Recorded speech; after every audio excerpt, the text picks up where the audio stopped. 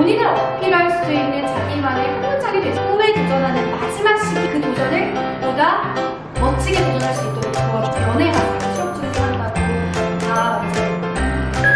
여러분 안녕하세요, 리나TV의 리나쌤입니다. 안녕.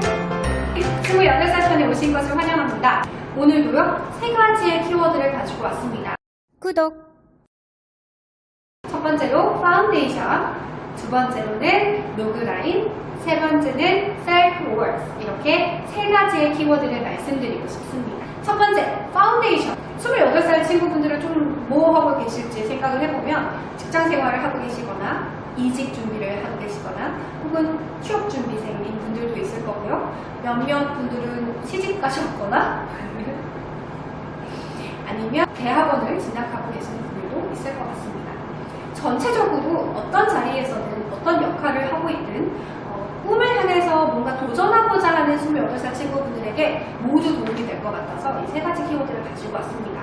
과연 회사는, 과연 조직은 어떤 지원자를 뽑을 것인가, 내가 그 지원자가 되기 위해서 어떤 준비를 해야 되는 것인가에 대해서 설명드린다고 생각하시면 될 것 같고요. 첫 번째, 파운데이션을 말씀드렸습니다. 기본기를 다져놓는 느낌이죠. 27살, 8살, 9살인 분들, 뭔가 생활 속 혹은 그 업무 속 노하우를 말씀드려야겠다라고 생각하실 수도 있을 것 같아서 콕 집어서 파운데이션이라고 말씀드리는 거예요. 왜냐하면 내가 그래도 다른 나보다 나이가 적은 지원자들보다는 그래도 나의 경쟁력이 삶 속 혹은 업무 속 노하우이지 않을까? 그래, 나의 노하우를 강조해야겠어 라고 생각하시는 분들이 분명히 있을 거예요. 그런데 쌤은 그 정반대죠. 파운데이션을 말씀드리고 싶습니다.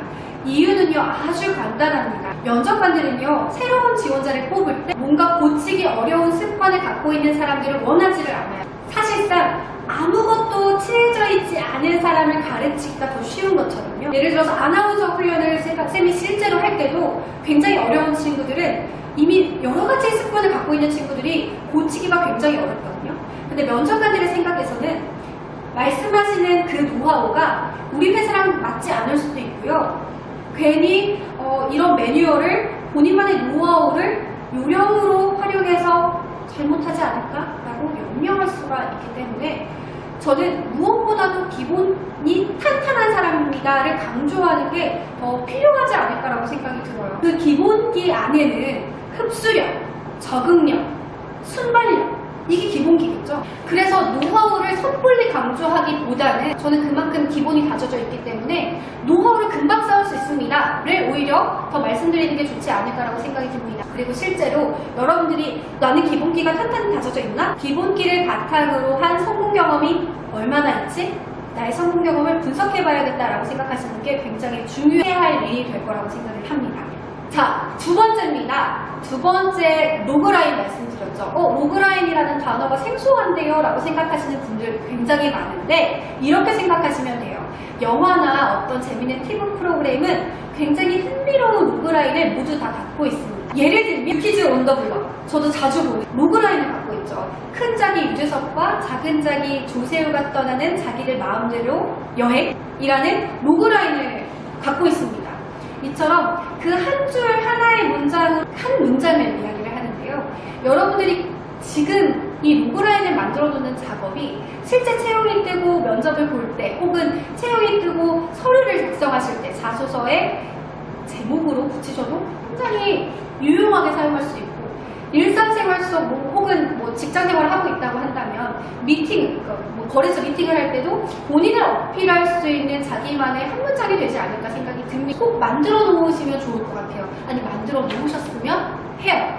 자, 로그라인을 조금 더 말씀을 드립니다. 방금 유키즈 온 더 블럭에서는 갈등은 없었어요. 그 갈등이 없어도 흥미를 끌었던 이유는 조세호와 유재석 씨의 임팩트 있는 인물이 등장하기 때문에 갈등이 없어도 호기심을 유발할 수 있었던 거라고 저는 생각을 하지만 일상적인 로그라인 문장을 조금 더 살펴보면 문장에는 주인공과 주인공의 목표 그리고 갈등이 드러나야지 사람들이 흥미를 갖는다라고 합니다. 예를 들면 영화 대부에서는 이런 로그라인을 가져요. 무서운 범죄 조직의 두목이 머뭇거리는 아들에게 자리를 내어준다. 조스라는 영화에서는 이런 또 로그라인을 갔습니다. 형사가 해변을 폐쇄하지 않으려고 하는 시의회와 맞서서 식인상어와 맞서 싸우다. 그래서 이게 무슨 내용인지 궁금하긴 하잖아요. 이런 로그라인을 모두 영화나 TV 프로그램은 무조건 다 갖고 있거든요. 그래서 여러분에게도 여러분만의 로그라인이 좀 필요하지 않을까라고 생각이 듭니다. 이 로그라인이 왜 필요하냐면요. 이런 연구도 있어요. 실제로 워싱턴 대학교 의과 생물학자 교수 존 메디나의 연구에 따르면요. 사람의 뇌는요. 세부사항을 기억하는 것보다는 전체적인 패턴으로 보편적인 의미를 이제 받아들인다. 핵심만을 기억한다라는 연구 결과가 있을 정도로 많은 사람들은 세부사항을 다 기억하려고 애써 노력하지 않아요. 첫 줄에 임팩트 있는 여러분들의 경험에 로그라인이 필요하다고 생각이 듭니다. 예를 들면 여러분들의 경험 속에서 로그라인을 찾아보면 쌤이 주인공 나오고 주인공의 목표가 나오고 또 갈등이 나온다고 했죠. 여러분들이 만약에 카페 매니저로 근무를 한다고 한다면 카페 매니저로 근무하면서 코로나19로 인해서 경영 위기에 놓였을 때 여러분들의 홍보 아이디어로 그것을 기회로 만들었던 경험이 있습니다. 라고 쫙 정리해서 첫 줄에 말씀을 드리는 거죠. 여러분들은 보편적으로 이렇게 말씀을 하죠. 저는 카페에서 근무했던 경험이 떠오릅니다. 카페에서 근무를 하면서 코로나19로 인해서 경영 위기에 놓였습니다. 그때 사장님과 함께 어떻게 하면 이 상황을 극복할 수 있을까 고민을 했고 저는 그때 이렇게 얘기를 하죠. 그럼 너무 듣고자 하는 게 너무 뒤로 나가요. 그쵸? 그거를 한 줄로 요약해서 아주 정말 필요한 단어들로만 한 줄로 로그라인을 만드는 거예요. 이거를 지금 28살 여러분들이 미리미리 준비를 하셔야 되는 게 앞으로 사람이 곧 기회를 만든다고 저는 생각을 하거든요. 여러분들이 만나는 사람에게 여러분들을 조금 홍보할 수 있는 한 문장이 될 거라고 생각을 합니다. 저도 라디오 캐스터로 근무를 할 때 그때 방송국 본부장님께서 저한테 이런 질문을 하셨어요. 저 캐스터로 입사한 지 얼마 안 됐는데 자네 꿈은 뭔가? 이렇게 질문을 하셨어요. 이미 캐스터는 잠깐 지나가는 자리구나 라고 본부장님도 생각을 하셨던 것 같아요. 그때 나는 그럼 이 질문에 뭐라고 말씀드리면 나를 임팩트 있게 기억하실까를 굉장히 생각을 많이 했던 것 같아요. 근데 그때도 제가 정말 로그라인을 미리 만들었더라면 더 임팩트 있는 결과를 만들어내지 않았을까라는 생각이 들거든요.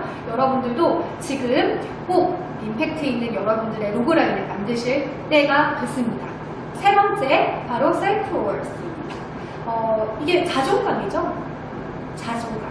여러분들 자신감과 자존감의 차이를 알고 계시나요?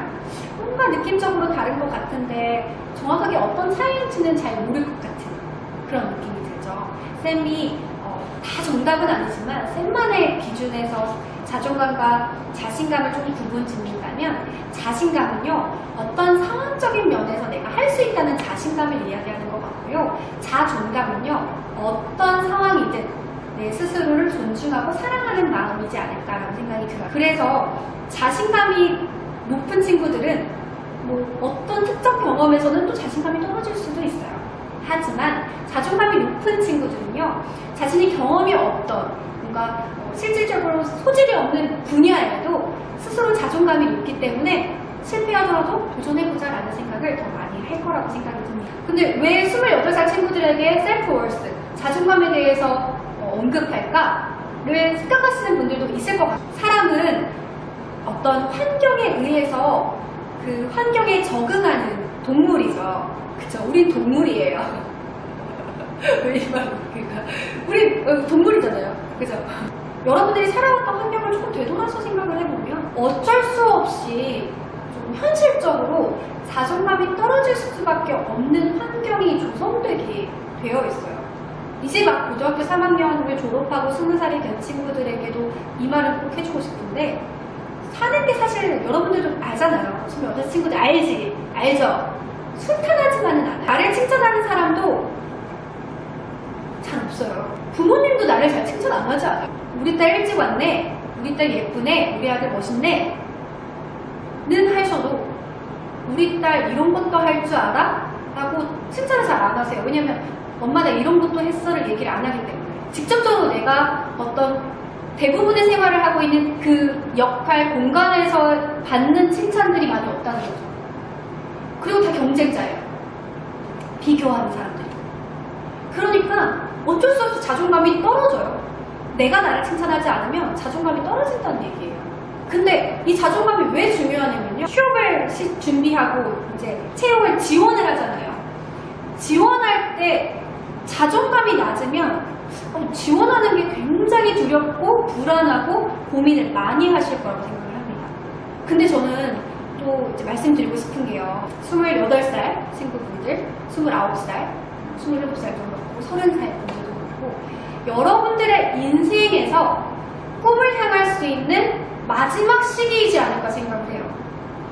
물론 있어요. 30대가 넘어서 40살이 넘어서 50대가 넘어서 꿈을 향해 도전하는 사람 있습니다.